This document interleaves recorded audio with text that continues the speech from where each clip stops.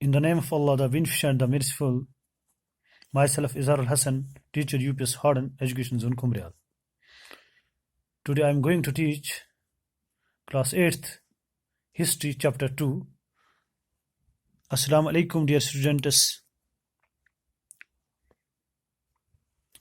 Dear students, please open your book, History page number 10, and see carefully here. From trade to territory, the company establishes power. यानी कि जो यहाँ पे लिखा है from trade to territory the company establishes power, यानी अगर हम इसका मतलब जानने की कोशिश करें, इस तरह है कि ईस्ट इंडियन कंपनी जो कि ब्रिटिश में काम करती थी, वो हिंदुस्तान में जब इंटर हुई, जब आई कारोबार के लिए यानी कि ट्रेड करने के लिए, फिर बन गई यहाँ की रूलर, यानी कि फिर यहाँ उन्होंने सल्तनत की, यहाँ पे उन्होंने कब्जा जमाया. डियर स्टूडेंट्स, औरंगजेब यहाँ पे लिखा गया है after the death of Aurangzeb in 1707. First of all, we must know about the Aurangzeb. Who was Aurangzeb? Aurangzeb was the last powerful Mughal ruler who had established control over a very large part of India, but after his death in 1707. और मुगल जो ये औरंगजेब था, Aurangzeb born कब हुआ? 3 नवंबर 1618 दाऊद गुजरात में, यानी कि इसकी जो ये पैदाइश हुई कहाँ पे, कब हुई? 3 नवंबर 1618 दाऊद गुजरात में. और जब फोर्थ कब हुआ, ये डाइड कब हुआ? 3 मार्च 1707, यानी कि 3 मार्च 1707. कहाँ पे? यानी कि बहन नगर, अहमदनगर में. Dear students,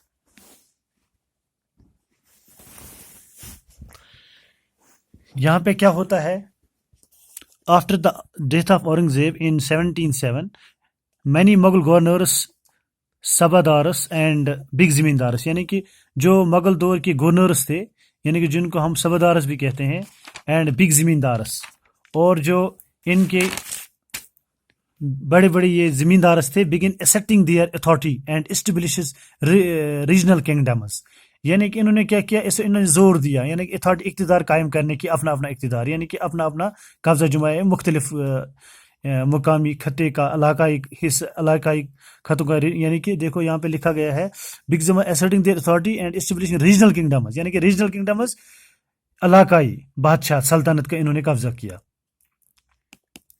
While the emergence of powerful regional kingdoms in various parts of India, Delhi could not longer function as an effective center. यानी कि जब इन्होंने मुख्तलिफ जगहों पर अपने सल्तनत का जोर दिया, कब्जा जमाया, फिर जो दिल्ली थी, जहाँ पे यानी कि दिल्ली पर जो एक सेंटर माना जाता था, तो वो उसकी जो अफादियत थी वो ख़त्म हो चुकी थी.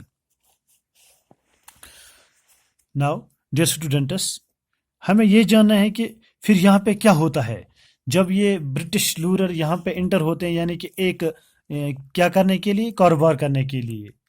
ये फिर यहाँ के रूलर कैसे बन जाते हैं? यानी कि यहाँ पे हम पढ़ते हैं, देखिए, east Indian company comes east इन 16th AD.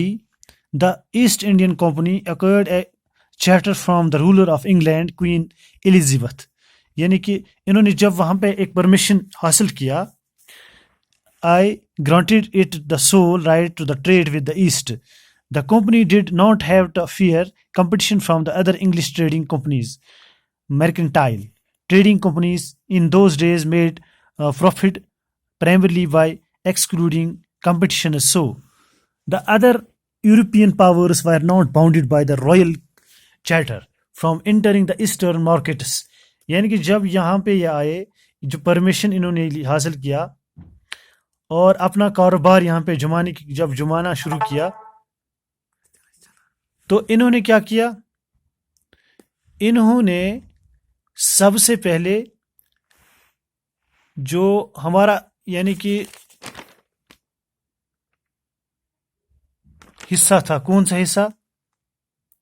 ویسٹ، یعنی کہ ویسٹ مغربی جو ساحل تھے، یعنی eastern market. By the time the first English ships sailed, جب یہاں پہ آئی انگلش شپس یعنی کہ ہوائی جو یہ جہاز تھا، سمندری جہاز، sailed down the west coast, یعنی کہ مغربی ساحل کی طرف آف افریقہ سے، round the Cape of Good Hope and crossed the Indian Ocean, اور اس کے بعد انہوں نے یعنی کہ ہندوستان کا جو سمندر تھا یہ پار کر دیا، یعنی کہ اس میں یہ پہنچ گئے.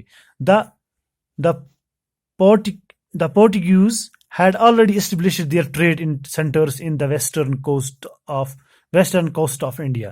یعنی کہ جو پرتگالی تھی، انہوں نے اپنے جو کاروباری ادارے تھے پہلے سے ہی قائم کیے تھے. کہاں پہ؟ ویسٹرن کوسٹ آف انڈیا میں، یعنی کہ مغربی ساحلوں کے کناروں پر. اینڈ یعنی کہ اس حصے میں پہ جو اس کا جو آگے حصے آتے ہیں، اس میں کون سے صوبے پڑتے تھے؟ اینڈ ہیڈ دیئر بیس ان گوا، اور یعنی کہ گوا میں انہوں نے ان کا اپنا بیس پوائنٹ تھا، جیسے ہم ہیڈ کوارٹر بھی کہہ سکتے ہیں. In fact it was Vasco da Gama, a Portuguese explorer who had discovered the sea route to India in 1498. یعنی کہ یہ جس کا نام ہے واسکو دا گاما، اسی نے کیا کیا؟ ڈسکورڈ، یعنی کہ یہ اس پر یہ ڈسکورڈ کا مطلب یہ جانا سی روٹ، یعنی کہ سمندری راستہ انڈیا ان 1498 میں. By the early 17th century، یعنی کہ 17ویں صدی میں، the Dutch too were exploring the possibility of trade in the Indian ocean, اور جو ڈچ تھا اس نے بھی کیا کیا؟ Were exploring the possibility of trade, یعنی کہ کاروبار میں اس نے بھی کیا کی؟ In the Indian ocean, Hindustan کے سمندروں میں. Soon the French traders arrived on the scene, اور اس کے بعد جو برٹش کے جو انگریز تھے انہوں نے وہ بالکل آتے گئے. All these companies wire interested in buying the same things, اور یہ جو کمپنیاں تھیں ایک ہی چیز یہاں پہ حاصل کرنا چاہتی تھی، خریدنا چاہتی تھی. Vying creating rivalry among them the fine qualities of cotton, ایک صاف ستھرا کاٹن یتھ پہ پھم تہ ونان کٲشِر پٲٹھۍ، اینڈ سلک اور ریشم اینڈ ادر گوڈس، اور باقی چیزیں like pepper cloves, cardamom and cinnamon were in great demand in Europe. یعنی کہ جو یورپ میں جس کی بہت سی ڈیمانڈس تھی، جیسے سیناموم ہے، کیڈموم ہے، یعنی کہ جو مسالے جات جیسے تھے.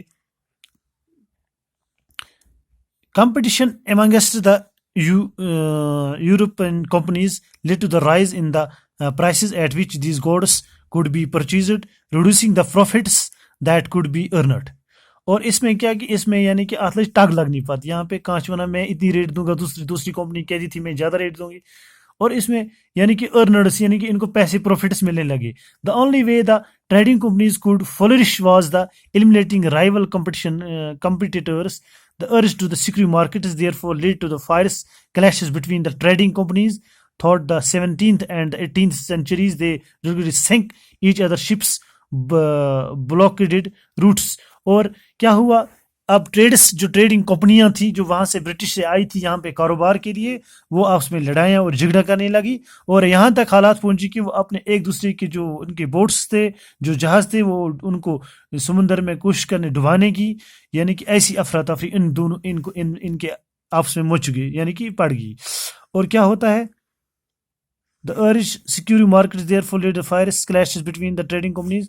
Throughout the 17th یعنی کہ 17ویں صدی اور 18ویں صدی کی سینچریز میں کیا ہوتا؟ they regularly sank each other's ships, blocked، اور انہوں نے راستے بھی بند کیے، and prevented rival ships from moving with the supplies of goods. جو وہ سپلائز لاتی تھی، جو چیزیں لاتی تھی، trade was carried on with arms and trading posts were protected through fortification. اور اس کے بعد یہ کرنا پڑا کہ ان کو آپس میں آرمز یعنی کہ سامان بھی، یعنی کہ حفاظت کے لیے سامان بھی اپنے اس گوڈس جو جہاز آتے تھے ان میں رکھنا پڑتا تھا. انشاءاللہ next we will continue this lesson. اللہ حافظ اسٹوڈنٹس.